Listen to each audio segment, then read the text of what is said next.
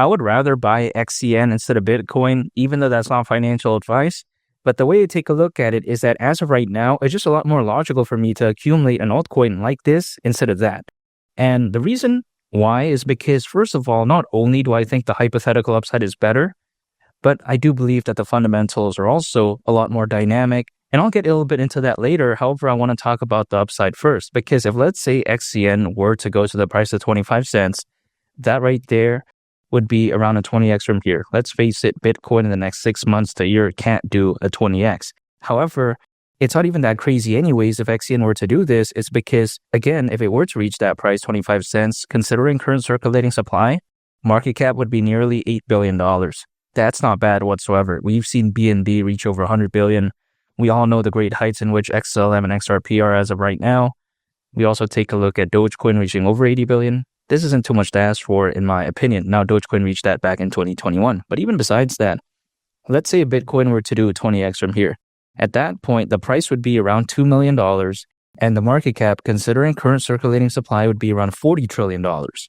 This isn't logical. I'm not saying what Bitcoin could do in the next 10, 15, 20 years. I'm not saying that. I'm saying the next 6 months to a year, and more specifically, let's say 2025, it can't reach the price of $2 million. So the way you take a look at it is that, yes, Bitcoin is amazing. There's the Bitcoin ETF. There's a lot of institutional investors. There's a lot of enterprise adoption, but it can't reach those great heights, especially during this bull run. Now, people may think that, okay, you like upside so much, why don't you get into a microcap that could do like a 1000x? And that maybe could do that. But that is not my purpose in the crypto space. My goal is to look for something that has good hypothetical upside, but at the same time, it's not a microcap, but not a dinosaur again that can't do, let's say, above a 10x from where they are as of right now. Like Bitcoin, Ethereum, Solana, BNB. They're good if I got in years ago. But again, in the next 6 months to a year, we have to take a look at this logically. What is more likely to do a 20x, Bitcoin or XCN? I think hands down it's going to be something like XCN. And not to mention, if you take a look at Bitcoin, it's primarily just a store of value. I'm not saying there's anything necessarily wrong with that, but the use case really isn't all that dynamic. Again, like I mentioned earlier in the video, there are these Bitcoin layer 2s that could potentially give Bitcoin new use cases, but Bitcoin as a standalone thing, it's not too impressive when it comes to that department. But when you take a look at XCN, otherwise known as Onyxcoin, which is the native token of the Onyx protocol. The Onyx protocol, quite simply put, it's a decentralized blockchain infrastructure that is designed to improve financial services. Pretty much is focused on the same things that XDC, Ripple, aka XRP, and XLM, aka Stellar. They're focused on the same thing, global trade and finance, the payments market. Now, people may think that, oh yeah, that doesn't mean it's better than Bitcoin in terms of the use case. Well, I think it's better. I think if you ask someone who's a fan of XRP, XLM, I think they'll argue and say that, hey, the fundamentals of Stellar and Ripple, they're actually better than Bitcoin. Despite it not performing better, the fundamentals are better, in my opinion, in terms of the use case. It's a lot more dynamic. So when people like to say that, oh, wow, you're saying that XCN is better than Bitcoin in terms of the use case, well, yeah, I do think that. I think even Stellar, Ripple, XDC, they're better than Bitcoin in terms of the use case, not in terms of the fans, hype, and reputation, but again, in terms of the use case, it's better. Again, when something is primarily just considered a store of value, it's not all that dynamic. Now, people may think that, oh yeah, Bitcoin is very rare though. Maximum supply is 21 million. They say that even despite that, many Bitcoin got lost back in the day because, of course, a lot of people forgot their password back then. So I get it. Maximum supply of Bitcoin is 21 million, but in reality, it could be a lot more rare in a sense because there's a lot of Bitcoin that can't be accessed.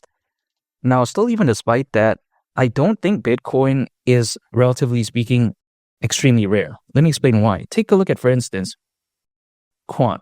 Quant is a very amazing project that I'm bullish on, but you take a look at the maximum supply.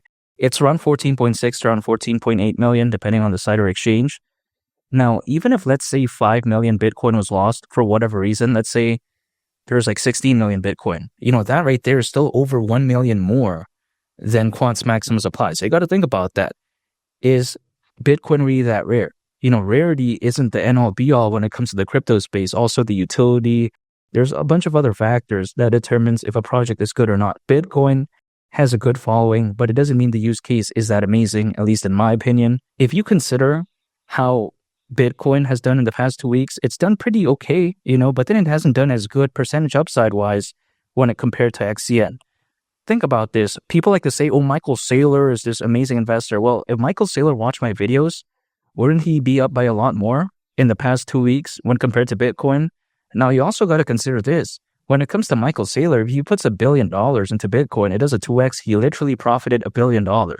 The average individual, I think, doesn't have $1 billion to throw around when it comes to cryptos. You know what I mean? Even in some cases, $1 million is very hard to find. So the way I view it is that this isn't really logical for me. Even if I had like $10 million, I wouldn't even put a single cent to Bitcoin. I think XCN does win in this case. Now, of course, I'm not looking for a microcap, but it does fit my category. So I think it is the winner here for me.